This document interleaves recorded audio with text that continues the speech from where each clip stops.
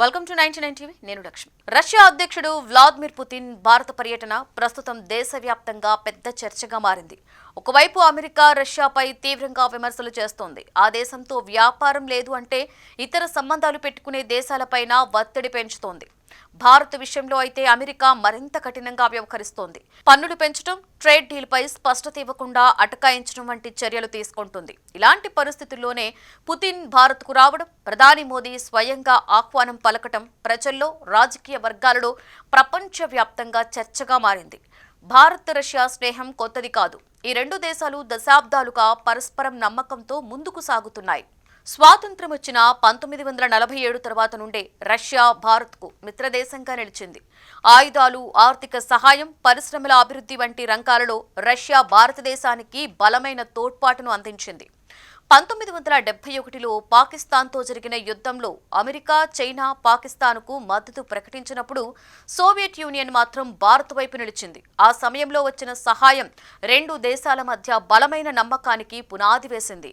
Putin 2000వ సంవత్సరంలో Russia అధ్యక్షుడిగా బాధ్యతలు చేపట్టిన తరువాత ఈ సంబంధాలు మరింత బలంగా మారాయి. రక్షణ, ఇంధనం, అంతరిక్షం, వాణిజ్యం వంటి రంగాలలో రెండు దేశాలు పరస్పరం సహకారం పెంచుకున్నాయి.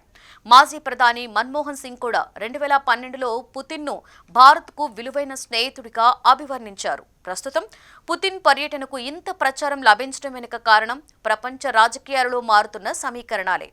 అమెరికా ఒత్తిడి పెరుగుతున్న సమయంలో భారత ప్రభుత్వం తీసుకుంటున్న నిర్ణయాలకు ఈ పర్యటన ఒక ప్రతిస్పందనగా కనిపిస్తోంది.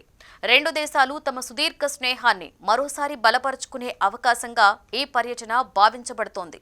ప్రధానమంత్రి నరేంద్ర మోదీ, రష్యా అధ్యక్షుడు వ్లాదిమిర్ పుతిన్ మధ్య అనుబంధం ఇప్పటిది కాదు. మోదీ గుజరాత్ ముఖ్యమంత్రిగా ఉన్నప్పటి నుండి ఇప్పటి వరకు ఇద్దరు 20 సార్లకు పైగా కలిశారు.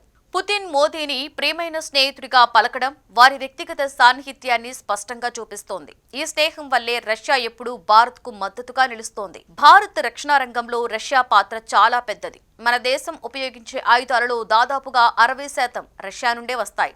S-400 మిసైల్ సిస్టమ్ లాంటి అత్యాధునిక రక్షణ సాంకేతికతను రష్యానే భారత్కు అందించింది.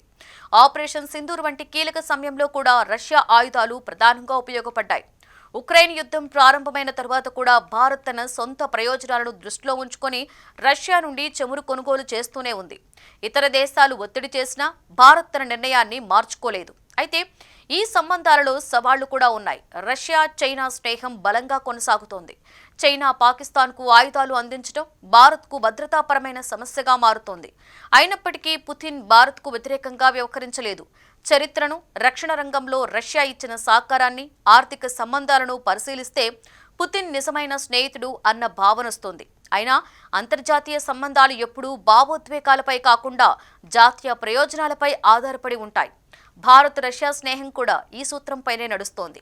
రెండు దేశాలకు తమ తమ ప్రయోజనాలు ఉన్నప్పటికీ ఇప్పటి వరకు ఈ సంబంధం స్థిరంగా, పరస్పర నమ్మకంతో కొనసాగుతోంది.